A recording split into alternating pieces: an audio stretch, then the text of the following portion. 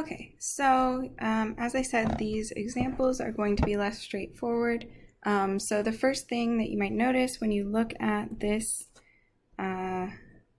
limit is that we don't have a quotient, we don't have a fraction. And so it's not clear right away how we would use L'Hopital's rule because we don't have an f over g. So what we can do, and this is just in general a trick that you can use, so you can turn, this is turning a product, so this is a product of two functions, x times natural log of x, into a quotient or a fraction. And so how we will do this is, say if we have two functions, f times g, we can write this as f of x times 1 over g of x. Okay, and so you can double check that if you were to multiply the top and bottom by g of x, you would get f times g back again, right? So these two things are equal. And similarly, you can go the other way, and instead of flipping g to the bottom of the fraction, you can flip f to the bottom. So you would have g of x over 1 over f of x, right?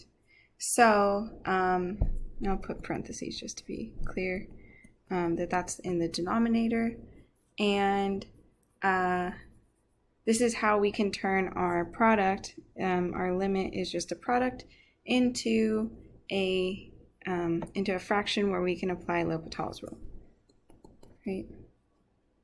Okay, so what we're going to do is we'll take x and put it in the denominator, so we can rewrite this limit as a natural log of x over 1 over x, right? And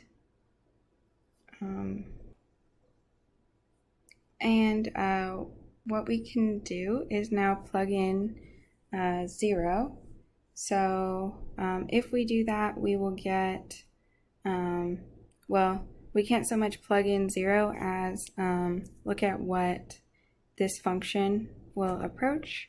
So the natural log function, it looks like this. Remember, it's the inverse of the exponential. And 0 is not in the domain of this function, but we can approach from the right-hand side, we can approach 0, and the function will go to minus infinity because it just keeps going, and it has an asymptote at 0. So this will go to minus infinity, and then 1 over x, when we approach from the right-hand side, this function approaches infinity. So we get minus infinity over infinity, which is one of our indeterminate forms for which we can use L'Hopital's rule. So we'll go ahead and apply that. Okay, so when we do, we would get in the numerator, the derivative of natural log of x is 1 over x. And then in the denominator, the derivative of 1 over x, which is the same as x to the minus 1, would be negative x to the minus 2, right? And so we want to just go ahead, in this step we used L'Hopital's rule. So we want to go ahead and simplify this and see if we can't evaluate this limit.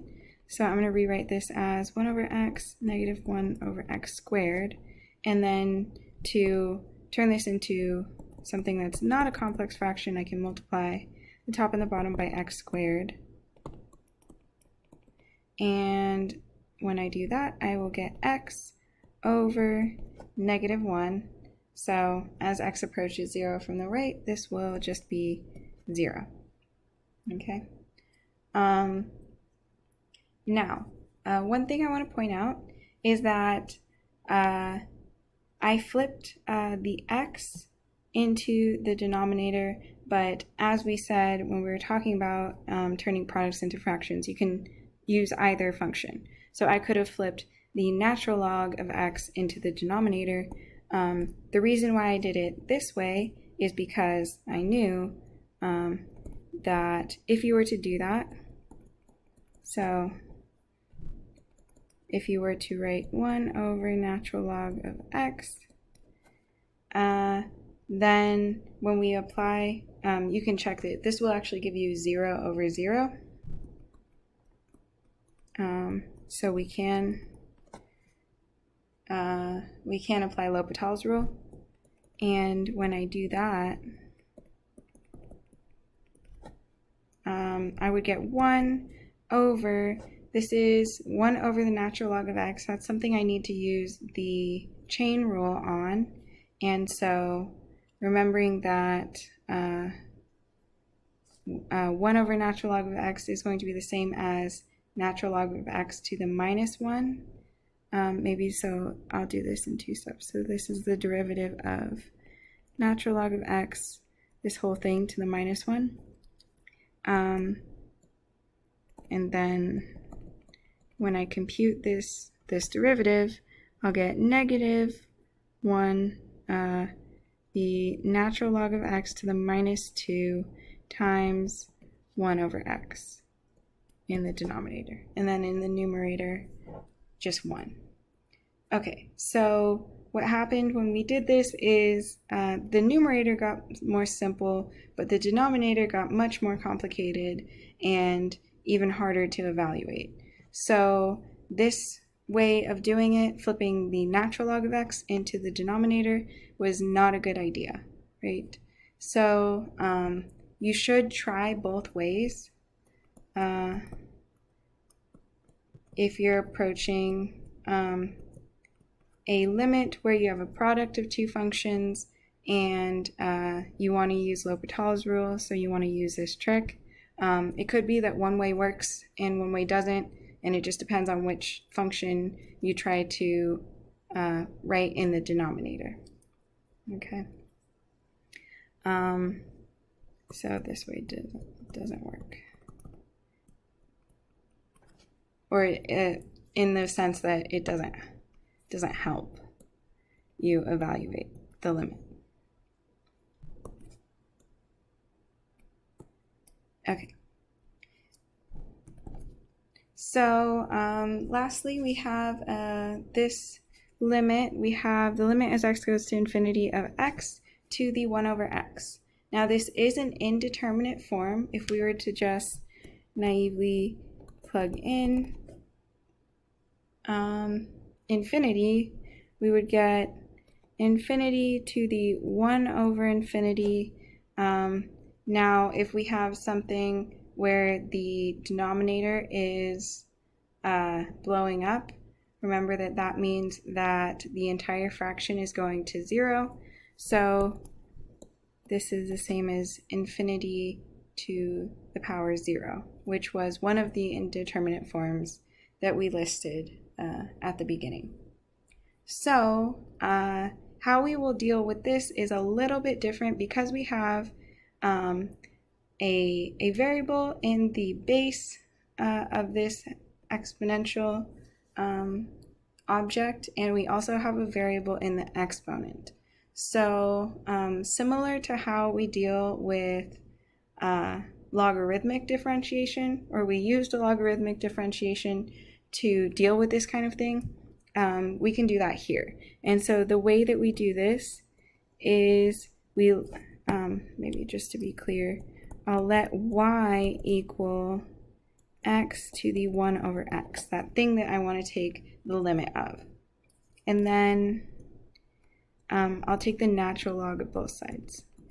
And remember, when we take the natural log, that allows us to take that exponent out of the exponent, take the 1 over x out of the exponent and bring it down because of how natural logs work. And this is really nice because now we have something that is a product, and it turns out we can use L'Hopital's rule on this. Okay, So since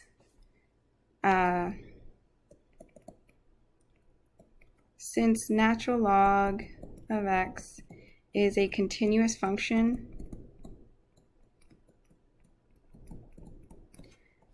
we get that the limit as x goes to, well, in particular, we're looking at the limit as x goes to infinity, but it could be approaching anything.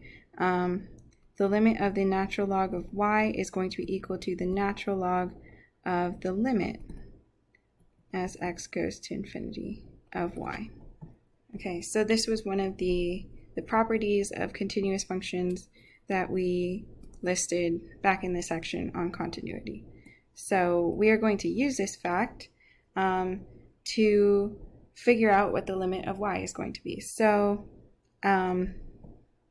this is what we want. So we want the limit as x goes to infinity of y, but it's easier to compute the natural log of the limit.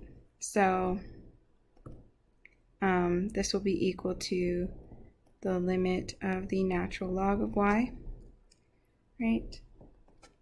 And that we did compute. It's right here. The natural log of y is equal to natural log of x over x, right? And this, if we naively plug in infinity, natural log approaches infinity, x also approaches infinity, so this is of the form infinity over infinity, meaning we can apply L'Hopital's rule. And when we do that, we just take the derivative of the numerator, which is 1 over x, and the derivative of the denominator, which is just 1. So this simplifies to the limit as x goes to infinity of 1 over x, and this is one of those cases where the denominator is blowing up, so the entire fraction will be equal to 0, or the limit of the fraction will be equal to 0. And so we're not quite done yet, because remember, this is what we've computed. Maybe I'll move this up here so I have room. What we've computed is the natural log of the limit that we want to compute. So what we have is the natural log of the limit as x goes to infinity of y is equal to 0, but we can just rewrite this as the limit as x goes to infinity of y is equal to e to the 0, right? Because of the definition of natural log. And so that means that the limit of y is equal to 1, and that is what we wanted to compute. So we have to be careful to actually finish this off and get the answer of the limit that we wanted to compute. Okay, so that is all for this section, and don't forget to complete the comprehension check question.